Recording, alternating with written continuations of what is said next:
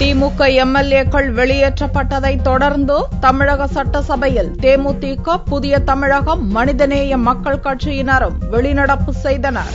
தமிழக சட்டசபையில் அமைச்சர் வைத்தியலிங்கம் கூறிய ஒரு வார்த்தையை அவை குறிப்பிலிருந்து நீக்க வேண்டும் என்று தேமுதிக உள்ளிட்ட எதிர்க்கட்சிகளும் கோரிக்கை விடுத்தன. இதற்கு சபாநாயகர் தனபால் அனுமதி மறுக்கவே தேமுதிக, புதிய தமிழகம், மனிதநேய மக்கள் கட்சியினர் வெளிநடப்பு செய்தனர். நேற்று பேசுகின்ற பொழுது அமைச்சர் அவர்கள் கூறுகிறார், இந்த விபத்திற்கு அரசு பொறுப்பேற்காது என்று.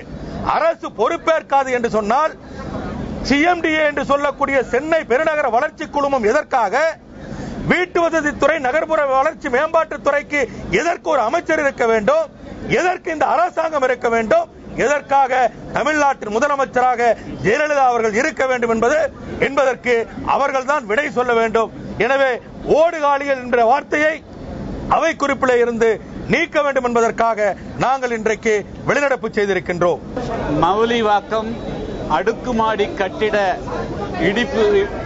இடிந்து போனது குறித்து சட்டமன்றத்திலே 0 வரையில பிரச்சனையை கிளப்புவதற்காக நாங்கள் எழுந்தோம். அப்பொழுது அவைத்தலைவர் அவர்கள் எங்களுக்கு அனுமதி மறுத்தார்.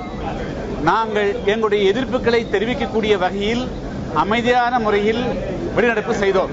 அனைத்து உறுப்பினர்களையும் பார்த்து அமைச்சர் அவர்கள் ஓடுகாலிகள் என்று நாகரிகமற்ற முறையில் ஒரு வார்த்தையை பயன்படுத்தினார். இன்று அந்த வார்த்தையை அவை குறிப்பிலிருந்து நீக்க வேண்டும் என்று வலியுறுத்தினோம். அதற்கும் அனுமதி மறுக்கப்பட்டது.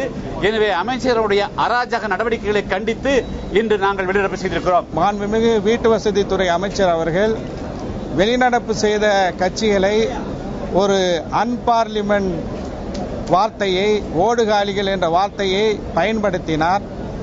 அது ஜனநாயக விரோதமானது, சட்டமன்ற மரபுகளுக்கு விரோதமானது என்ற பிரச்சனையை இன்று சட்டமன்றத்தில் எழுப்பிய போது மீண்டும் மீண்டும் அமைச்சர் அதே ஓடுகாலிகள் என்ற பதத்தை பயன்படுத்தி எதிர்க்கட்சிகள் மட்டுமல்ல தமிழக மக்களுடைய உணர்வுகளை புண்படுத்தி இருக்கின்றார்.